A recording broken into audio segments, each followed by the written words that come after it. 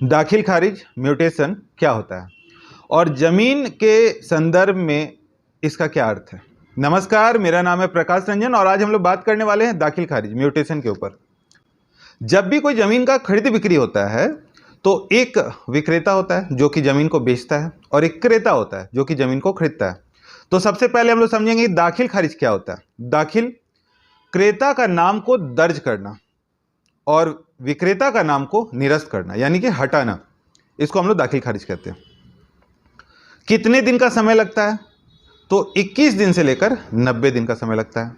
बहुत सारे लोग अलग अलग डेट देते हैं, लेकिन जो इसका ड्यूरेशन है, इसकी प्रक्रिया है, इस प्रक्रिया में हम लोग इसको मान सकते हैं कि 21 दिन से लेकर 90 दिन के अंदर दाखिल खारिज हो जाना चाहिए। हम लोग बात करते हैं कैसे होता है। जब भी कोई रजिस्ट्री होता है, जमीन का खरीद बिक्री होता है, तो जमीन का खरीद बिक्री के बाद उसको दाखिल खारिज करवाना पड़ता है। क्यों करवाना पड़ता है? क्योंकि खतियान के बाद जो हमारा मूल दस्तावेज है, उसके बाद हम लोग रजिस्टर 2 पे पहले भी वीडियो बना चुके हैं। तो रजिस्टर 2 में नाम अंकित करने के लिए, चढ़ाने के लिए हम लोग को दाखिल खारिज होना बहुत ज़रूरी है।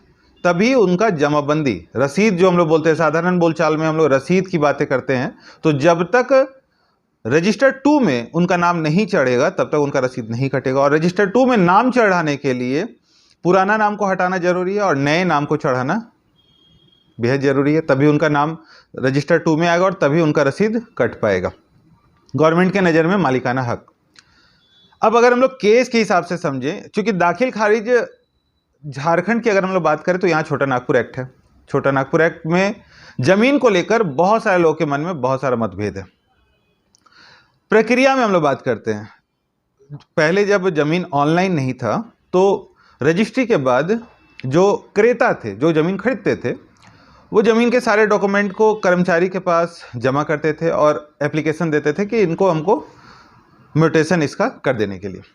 बाद में जमीन ऑनलाइन हो गया तो इस प्रक्रिया भी ऑनलाइन हो गया, म्यूटेशन की प्रक्रिया भी ऑनलाइन हो गई। लेकिन प्रक्रिया ऑनलाइन होने के बावजूद भी हम लोग को कर्मचारी के पास जाकर के सारा डिटेल जमा करना पड़ता था। अभी वर्तमान की अगर हम लोग बात करें तो झारखंड का अगर हम लोग एग्जाम्पल दें तो झारखंड में अब नियम है कि रजिस्ट्री के बाद स्वतः दाखिल खारिज के लिए पेपर चला जाता है। अब सवाल ये है कि क्या हो जाता है? जी बिल्कुल नहीं होता है। ये भी मन में सवाल आएगा क्यों नहीं होता है? सिस्टम की वजह से, सिस्टम का दोष है। लेकिन हो जाना चाहिए, क्योंकि अगर कोई सरकार किसी चीज़ की घोषणा करती है कि खुद ब खुद हो जाना है तो रजिस्ट्री के टाइम ही आप इतना पेपर जरूर ले लें जिससे कि दाखिल खारिज होना आसान है। अब रहा बात पोजीशन का, बहुत सारे ज़मीन पे बाउंड्री भी है, गेट भी लगा हुआ है और उनका रजिस्ट्री भी हो गया, फिर भी वो खुद से नहीं होता है। तो मन में ये सवाल आता है कि क्यों खुद से नहीं हो रहा है? भाई मेरा बाउंड्री है, मेरा गेट है, रजिस्ट्री भी हो गया, तो दाखिल खारिज अपने से क्यों नहीं हो रहा है? ये सारा प्रक्रिया सिस्टम के दोष से हो रहा है। हो जाना चाहिए क्योंकि कर्मचारी को फील्ड में होना चाहिए।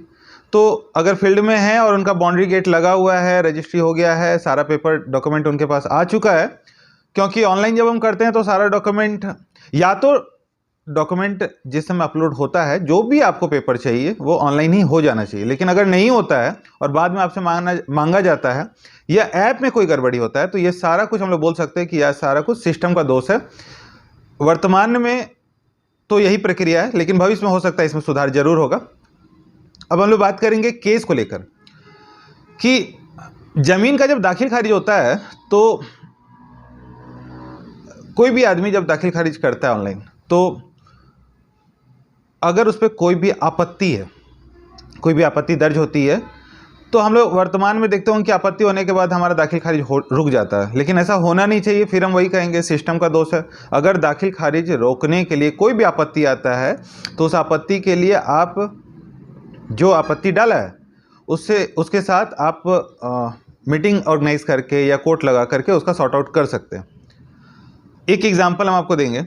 झारखंड में मान लेते हैं कोई 2 भाई है, 3 भाई है, 4 भाई है। अब उनके पिताजी का 1 एकड़ ज़मीन है, पिता नहीं है। अब 2 भाई चाहते हैं ज़मीन बेचना, 2 भाई चाहते हैं ज़मीन नहीं बेचना, लेकिन ज़मीन बेचने का उनके पास टाइटल है, ज़मीन वो बेच सकते हैं।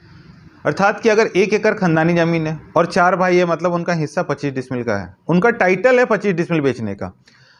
एक आदमी जिसका स्थिति खराब है वो बेच दिया, बेचने के बाद रजिस्ट्री भी हो गया, उसमें बाउंड्री भी हो गया, गेट भी लग गया। लेकिन जब हम दाखिल खारिज करने के लिए गए तो अगला पार्टी वहाँ एक एप्लीकेशन दे दी और दाखिल खारिज रुक जाता है।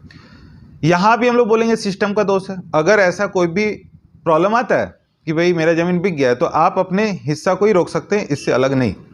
लेकिन टाइटल होने के बावजूद भी यहाँ पे प्रक्रिया में समस्याएं आती है, इसलिए दाखिल खारिज बहुत महत्वपूर्ण हो गया है। और इसको लेकर बहुत सारे मन में अलग अलग अभ्रंश भी है। अभ्रंश क्यों है? बहुत सारे लोग सोचते हैं कि अगर हम दाखिल खारिज किसी तरह से भी करवा लेते हैं तो अब मेरा ज़मीन वो कोई नहीं ले सकता है। ये भी गलत है।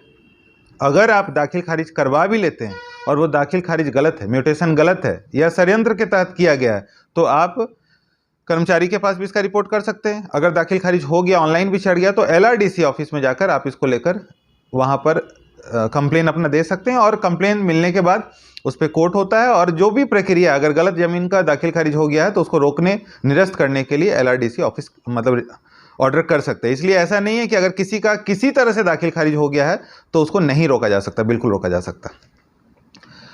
अब यहाँ पर हम लोग बहुत सारे टाइम ऐसा भी देखते हैं कि कोई आदमी है जो ज़मीन का रजिस्ट्री ले लिया, रजिस्ट्री लेने के बाद वो दाखिल खारिज करवा नहीं पाया या हो नहीं पाया, दोनों ही हो सकता है। ऐसा भी हो सकता है दाखिल खारिज करवाने गए, नहीं हो पाया, या हम दाखिल खारिज करवाएं ही नहीं, हम एप्लीकेशन ही नहीं डाले, दोनों ही स्थिति हो सकती है।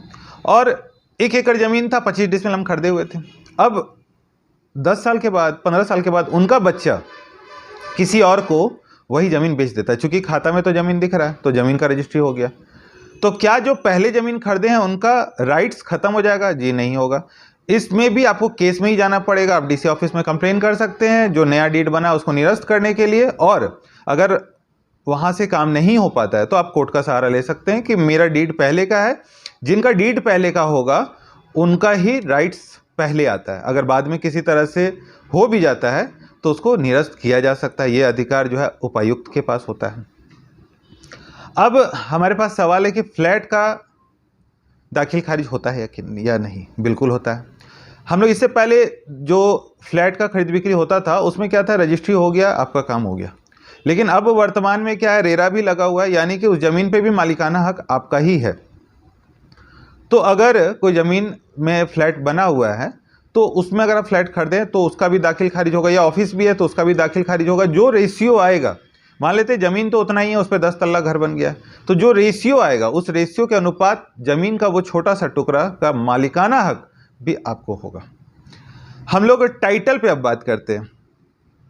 अगर किसी ज़मीन पे खरीद बिक्री का टाइटल जिनके पास है, टाइटल का मतलब कि उनको बेचने का राइट्स है, तो सबसे पहले अगर कभी भी कोई रजिस्ट्री होता है, हम लोग इससे पहले जो खतियान और जमाबंदी का वीडियो बनाया है उसमें हम लोग इस संदर्भ में बात कर चुके हैं पहले भी। लेकिन जिनका टाइटल होता है, तो हम लोग जब भी ज़मीन खरीदे तो टाइटल जरूर देखें कि ज़मीन में टाइटल उनका बन रहा है नहीं, तभी उनका जमाबंदी आसान होगा। अगर उनका टाइटल नहीं बन रहा है तो जमाबंदी में उनको दिक्कत, दाखिल खारिज में उनको दिक्कत हो सकता है। और यहाँ CNT एक्ट चूँकि झारखंड में है, तो बहुत सारे लोगों का ये भी सवाल है कि सर OBC ज़मीन था, चूँकि आदिवासी के अलावा भी बहुत सारे जाति पर ज़मीन का खरीद बिक्री यहाँ पर रुका हुआ है, और पहले ना जाति परमिशन की आवश्यकता होती थी, ना ही खरीद बिक्री की परमिशन की आवश्यकता होती थी। तो अगर कोई ज़मीन है जो 60 के दशक में OBC का ज़मीन था जो आप खरीद लिया, अब 40 साल के बाद, 50 साल के बाद वो ज़मीन किसी और अन्य जनरल आदमी के द्वारा खरीद बिक्री उसमें फिर से किया जा रहा है। मान लेते कोई ठाकुर का ज़मीन है जिस पर खरीद बिक्री रोक लगा हुआ है, लेकिन वो 50 के समय में किसी जनरल आदमी ने खरीदा था। अब 50 साल के बाद वो फिर किसी जनरल आदमी को बेचना चाह रहे हैं, बिल्कुल बेच सकते हैं। दाखिल खारिज होगा या नहीं होगा? बिल्कुल हो सकता है। फिर आप कहेंगे कि तो दिक्कत क्यों होता है? सिस्टम का दोष है, क्योंकि मूल प्रमाण पत्र तो हम नहीं बदल रहे, लेकिन अगर कोई भी खरीद बिक्री हुआ है और जमाबंदी में, मतलब अगर रसीद उनका कट रहा है, जमाबंदी उनका चढ़ा हुआ है पहले से, मतलब टाइटल ट्रांसफ़र हो चुका है, इसके बाद अगर वो रजिस्ट्री करता है तो दोबारा उसको दाखिल खारिज का अधिकार हो जाता है। ये अलग बात है कि यहाँ हम लोग को अंचल कार्यालय में या जब हम लोग दाखिल खारिज करवाने जाते हैं तो हम लोग को दिक्कत का सामना करना पड़ता है। लेकिन जब भी ज़मीन का रजिस्ट्री के बाद जमाबंदी 2 खुल जाता है और कोई भी क्लेम नहीं रहता है, तो उस ज़मीन पे दोबारा खरीद बिक्री का राइट्स हो जाता है, और वो ज़मीन का खरीद बिक्री करने के बाद दाखिल खारिज भी उसका हो जाना चाहिए। अगर नहीं हो रहा है, वो सब सिस्टम का डिफ़ॉल्ट है। तो जब भी हम लोग ज़मीन खरीद रहे हैं और दाखिल खारिज का के संदर्भ में हम लोग बात कर रहे हैं, वो ज़रूर है। लेकिन आप जब भी ज़मीन ले तो इस चीज़ को जरूर देखें कि उसका टाइटल है या नहीं, उसका राइट्स किस तरह से है, उसको खरीद बिक्री, जब तक वो जो ज़मीन बेच रहा है उसका अगर जब तक टाइटल है और वो ज़मीन को बेच सकता है तो आपको जमाबंदी को मतलब दाखिल खारिज को लेकर डरने की आवश्यकता नहीं है। हो सकता है आपको दिक्कत का सामना करना पड़ रहा हो, लेकिन आप कोर्ट का सहारा भी ले सकते हैं, ऊपर की भी बात कर सकते हैं। सीओ लेवल पे और ब्लॉक लेवल पे बहुत सारी असुविधाएं हैं, बहुत सारा इस तरह का जो है प्रश्न आता भी है। इसलिए हम लोग बोलेंगे कि आप लोग जो भी जिनका भी ये सवाल अगर कुछ है तो वो कमेंट बॉक्स में आकर सवाल कर सकते हैं। वीडियो आपकी जानकारी के लिए बनाया जा रहा है, इसलिए इसे लाइक और सब्सक्राइब जरूर करें। आप लोगों का जो सुझाव स्वागत के लिए है, और अगर कोई प्रश्न है वो कमेंट बॉक्स में जरूर दें। बहुत बहुत धन्यवाद।